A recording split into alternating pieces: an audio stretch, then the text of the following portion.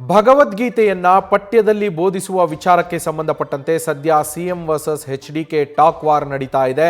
Bhagavad Gita ಬೋಧನೆಗೆ ವಿರೋಧಿಸಿದ್ದಾರೆ CM Siddaramaiah. ಸದ್ಯ ರಾಜ್ಯದಲ್ಲಿ ಸಂಚಲನ ಸೃಷ್ಟಿಸ್ತಾ ಇದೆ ಎಚ್ಡಿ ಕುಮಾರಸ್ವಾಮಿ ಕೇಂದ್ರ ಸಚಿವರು ಬರೆದಿರುವಂತಹ ಪತ್ರ. ಇದೇ ವಿಚಾರ ಬೆಳಗಾವಿಯ ವಿಧಾನಸಭೆ ಕಲಾಪದಲ್ಲೂ ಕೂಡ ಸದ್ದು ಮಾಡತ್ತಾ ಅನ್ನೋ ಪ್ರಶ್ನೆ ಈಗ ಮೂಡಿರುವಂಥದ್ದು. ಹಿಂದುತ್ವದ ಕಾರ್ಡ್ ಪ್ಲೇ ಮಾಡಿದ್ದಾರೆ ಅಂತ ಕಾಂಗ್ರೆಸ್ ಆರೋಪಿಸ್ತಾ ಇದೆ. ಎಚ್ಡಿ ಕುಮಾರಸ್ವಾಮಿ ವಿರುದ್ಧ ಈ ಆರೋಪವನ್ನ ಕಾಂಗ್ರೆಸ್ ಮಾಡ್ತಾ ಇರುವಂಥದ್ದು. ಮತ್ತೊಂದು ಕಡೆಗೆ ಸಿಎಂ ಸಿದ್ದರಾಮಯ್ಯನವರು ಸಂವಿಧಾನ ಪೀಠಿಕೆಯನ್ನ ಓದಿಸಬೇಕು ಅನ್ನೋ ಹೇಳಿಕೆಯನ್ನ ಈಗಾಗಲೇ ಕೊಟ್ಟಿದ್ದಾರೆ. ಹಾಗೆ ಬಿಜೆಪಿ ಜೊತೆಗೆ ಸೇರಿದ್ದಾರೆ ಕುಮಾರಸ್ವಾಮಿ ಅವರು, ಹಾಗಾಗಿ ಈ ರೀತಿ ಮಾತಾಡ್ತಾ ಇದ್ದಾರೆ ಅಂತ ಟಾಂಗ್ ಕೊಡುವ ಕೆಲಸವನ್ನ ಕೂಡ ಅವರು ಮಾಡಿದರು. ಬಿಜೆಪಿ ಜೊತೆ ಸೇರಿರೋದ್ರಿಂದ ಕುಮಾರಸ್ವಾಮಿ ಅವರು ಮನುವಾದಿ ಆಗಿದ್ದಾರೆ ಅಂತೇಳಿ ಸಿಎಂ ಸಿದ್ದರಾಮಯ್ಯನವರು ಎಚ್ಡಿ ಕುಮಾರಸ್ವಾಮಿ ಅವರಿಗೆ ಟಾಂಗ್ ಅನ್ನು ಕೊಟ್ಟಿದ್ರು. ಅದಕ್ಕೆ ಕಾರಣ ಆಗಿದ್ದು ಪಠ್ಯಕ್ರಮದಲ್ಲಿ ಭಗವದ್ಗೀತೆಯನ್ನ ಬೋಧಿಸಬೇಕು ಅಂತ ಕೇಂದ್ರ ಶಿಕ್ಷಣ ಸಚಿವರಿಗೆ ಎಚ್ಡಿ ಕುಮಾರಸ್ವಾಮಿ ಅವರು ಬರೆದಂತಹ ಪತ್ರ. ಇದರ ಬಗ್ಗೆ ಡೀಟೇಲ್ಸ್ ನೀಡ್ತಾರೆ ನಮ್ಮ ಪ್ರತಿನಿಧಿ ಗಣಪತಿ. ಈಗ ಭಗವದ್ಗೀತೆ ಬೋಧನೆಯ ವಿಚಾರ ರಾಜಕೀಯ ಕಲಹಕ್ಕೆ ಕಾರಣ ಆಗತ್ತಾ? ವಿಧಾನಸಭೆ ಕಲಾಪದಲ್ಲೂ ಕೂಡ ಇದು ಸದ್ದು ಮಾಡತ್ತಾ ಅನ್ನೋ ಪ್ರಶ್ನೆ ಇದೆ. ಸದ್ದು ಮಾಡೋ ಸಾಧ್ಯತೆ ಇದೆಯಾ ಗಣಪತಿ?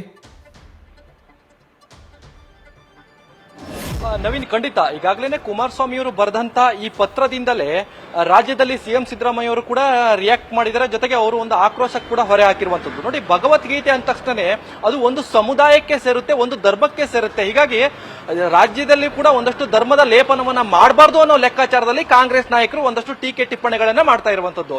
ಕುಮಾರಸ್ವಾಮಿ ಅವರ ಹೇಳಿಕೆಗಳು ಅಥವಾ ಪತ್ರದ ಮೂಲಕ ಏನಿತ್ತು ಅಂತಂದ್ರೆ, ಶಾಲಾ ಪಠ್ಯಕ್ರಮಗಳಲ್ಲಿ ಮಕ್ಕಳಿಗೆ ಭಗವದ್ಗೀತೆಗಳನ್ನ ಬೋಧನೆ ಮಾಡಬೇಕು. ಈ ಬೋಧನೆ ಮಾಡುವಂತ ನಿಟ್ಟಿನಲ್ಲಿ ಕೇಂದ್ರ ಶಿಕ್ಷಣ ಸಚಿವರಾದಂತಹ ಧರ್ಮೇಂದ್ರ ಪ್ರಧಾನ್ ಅವರಿಗೆ ಒಂದು ಪತ್ರವನ್ನ ಬರೀತಾರೆ. ಅದನ್ನ ಪಠ್ಯಕ್ರಮದಲ್ಲಿ ಅಳವಡಿಸಬಹುದಾ ಅಂತ ಒಂದು ಮನವಿಯನ್ನ ಆ ಪತ್ರದ ಮುಖೇನ ಮಾಡ್ಕೋತಾರೆ. ಈ ಸುದ್ದಿಯಿಂದ ಎಚ್ಚೆತ್ತುಕೊಂಡಂತಹ ರಾಜ್ಯದಲ್ಲಿ ಸಿಎಂ ಸಿದ್ದರಾಮಯ್ಯ ಅವರು ನೇರವಾಗಿ ಕುಮಾರಸ್ವಾಮಿ ಅವರನ್ನ ಟಾರ್ಗೆಟ್ ಮಾಡ್ತಾರೆ. ಜೊತೆಗೆ ಕುಮಾರಸ್ವಾಮಿ ಅವರು ಎನ್ಡಿಎ ಸರ್ಕಾರದಲ್ಲಿ ಅವ್ರದ್ದು ಒಂದು ಪಾರ್ಟಿ ಆಗಿರೋದ್ರಿಂದ, ಅಂದ್ರೆ ಅವರು ಬಿಜೆಪಿ ಜೊತೆಗಿರೋದ್ರಿಂದ ಒಂದಷ್ಟು ಹಿಂದುತ್ವದ ಜೊತೆಗೆ ಹೋಗ್ತಾರೆ, ಹಿಂದುತ್ವದ ಕಾರ್ಡ್ ಪ್ಲೇ ಮಾಡ್ತಾರೆ ಅನ್ನೋದು ಕೂಡ ಅವ್ರ ಮೇಲೆ ಇರುವಂತದ್ದು ಆರೋಪ. ಈಗ ಸದ್ಯದ ವಿಚಾರ ಏನು ಅಂತಂದ್ರೆ, ಭಗವದ್ಗೀತೆ ವರ್ಸಸ್ ಸಂವಿಧಾನ ಪೀಠಿಕೆ. ಸಿದ್ದರಾಮಯ್ಯ ಅವರು ಹೇಳೋದೇನು ನೋಡಿ, ಭಗವದ್ಗೀತೆಯನ್ನು ಓದಿಸುವಂತ ಬದಲಾಗಿ ಅದು ಕೇವಲ ಒಂದು ಧರ್ಮಕ್ಕೆ ಆಗುತ್ತೆ. ಹೀಗಾಗಿ ಸಂವಿಧಾನ ಪೀಠಿಕೆ ಎಲ್ಲಾ ಧರ್ಮದ ಮಕ್ಕಳು ಕೂಡ ಓದಬಹುದು. ಹೀಗಾಗಿ ಕುಮಾರಸ್ವಾಮಿ ಅವರು ಬಿಜೆಪಿಯರ ಜೊತೆಗಿರೋದ್ರಿಂದ ಮನುವಾದಿ ರೀತಿಯಲ್ಲಿ ಈ ರೀತಿಯಾದಂತ ಪತ್ರವನ್ನ ಬರೆದಿದ್ದಾರೆ ಅಂತ ನೇರವಾಗಿ ಟಾರ್ಗೆಟ್ ಅನ್ನ ಮಾಡ್ತಿರುವಂತದ್ದು. ಈಗ ಬೆಳಗಾವಿಯಲ್ಲಿ ಅಧಿವೇಶನ ಕೂಡ ಆರಂಭ ಆಗಿರುವಂತದ್ದು.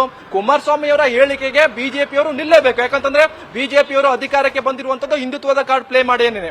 ಹೀಗಾಗಿ ಕುಮಾರಸ್ವಾಮಿ ಅವರು ಇಂಥ ಸಂದರ್ಭದಲ್ಲಿ ಪತ್ರ ಬರೆದಾಗ ಅವರ ಜೊತೆಗೆ ಬಿಜೆಪಿ ನಾಯಕರು ಕೂಡ ನಿಲ್ತಾರೆ, ಜೊತೆಗೆ ಜೆಡಿಎಸ್ ನಾಯಕರು ಕೂಡ ನಿಲ್ತಾರೆ.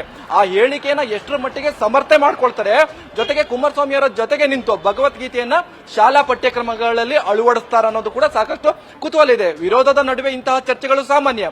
ಆದ್ರೆ ಎಂತ ಸಂದರ್ಭದಲ್ಲಿ ವಿರೋಧ ಬಂದಿದೆ ಅಂತಂದ್ರೆ, ಕುಮಾರಸ್ವಾಮಿ ಅವರು ಹಿಂದುತ್ವದ ಕಾರ್ಡ್ ಪ್ಲೇ ಮಾಡುವ ಜೊತೆಗೆ ಭಗವದ್ಗೀತೆ ನೇರವಾಗಿ ಇದು ಒಂದು ರೀತಿಯ ಒಂದು ಧರ್ಮಕ್ಕೆ ಸೇರುವಂತದ್ದಾಗುತ್ತೆ, ಆ ಮಕ್ಕಳು ಮಾತ್ರ ಓದಬೇಕು ಅನ್ನೋ ಲೆಕ್ಕಾಚಾರದಲ್ಲಿ ಬರುತ್ತೆ. ಹೀಗಾಗಿ ಒಂದಷ್ಟು ಟೀಕೆ ಟಿಪ್ಪಣಿಗಳು ಬರೋದು ಸಾಧ್ಯ ಆಗುತ್ತೆ. ಸಿದ್ದರಾಮಯ್ಯವರು ಇದಕ್ಕೆ ಸುಖಾರಾಮ್ ಒಪ್ತಾ ಇಲ್ಲ. ನೇರವಾಗಿ ಸಿದ್ದರಾಮಯ್ಯವರ ಟಾರ್ಗೆಟ್ ಏನು ಅಂತಂದ್ರೆ, ಭಗವದ್ಗೀತೆ ಯಾಕೆ ಬೇಕು, ಸಂವಿಧಾನ ಪೀಠಿಕೆಯನ್ನೇ ಓದ್ಲಿ ಅಂತ. ಹೀಗಾಗಿ ಸಾಕಷ್ಟು ಬಾರಿ ಚರ್ಚೆ ಆದ್ರೂ ಕೂಡ ಸಿದ್ದರಾಮಯ್ಯವರು ನೇರವಾಗಿ ಕುಮಾರಸ್ವಾಮಿ ಅವರಿಗೆ ಕೂಡ ಟಾರ್ಗೆಟ್ ಮಾಡಿರುವಂತದ್ದು. ಕುಮಾರಸ್ವಾಮಿ ಅವರು ಲಾಸ್ಟ್ ಅಲ್ಲಿ ಒಂದು ಮಾತಾಡ್ತಾರೆ, ನಾವು ಮತಾಂತರ ಮಾಡ್ತಾ ಇಲ್ಲ, ಮಕ್ಕಳಿಗೆ ಭಗವದ್ಗೀತೆಯನ್ನು ಹೇಳ್ಕೊಡುವಂತ ವಿಚಾರದಲ್ಲಿ ನಾವು ಹೋಗ್ತಾ ಇದ್ದೀವಿ ಅನ್ನೋದು ಕೂಡ ಹೇಳ್ತಾ ಇರುವಂತದ್ದು.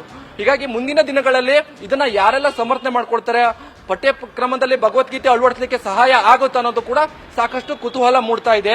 ಸಿದ್ದರಾಮಯ್ಯರ ಮುಂದಿನ ಹೇಳಿಕೆಗಳು ಹೇಗಿರುತ್ತೆ, ಜೊತೆಗೆ ಎಲ್ಲಾ ರಾಜ್ಯದ ಶಾಲಾ ಪಠ್ಯಕ್ರಮಗಳಲ್ಲೂ ಕೂಡ ಭಗವದ್ಗೀತೆ ಅಳವಡಿಕೆ ಆಗುತ್ತೆ ಅನ್ನೋದು ಕೂಡ ಕುತೂಹಲ ಇದೆ. Naveen, thank you Ganapati ಡೀಟೇಲ್ಸ್ಗೆ.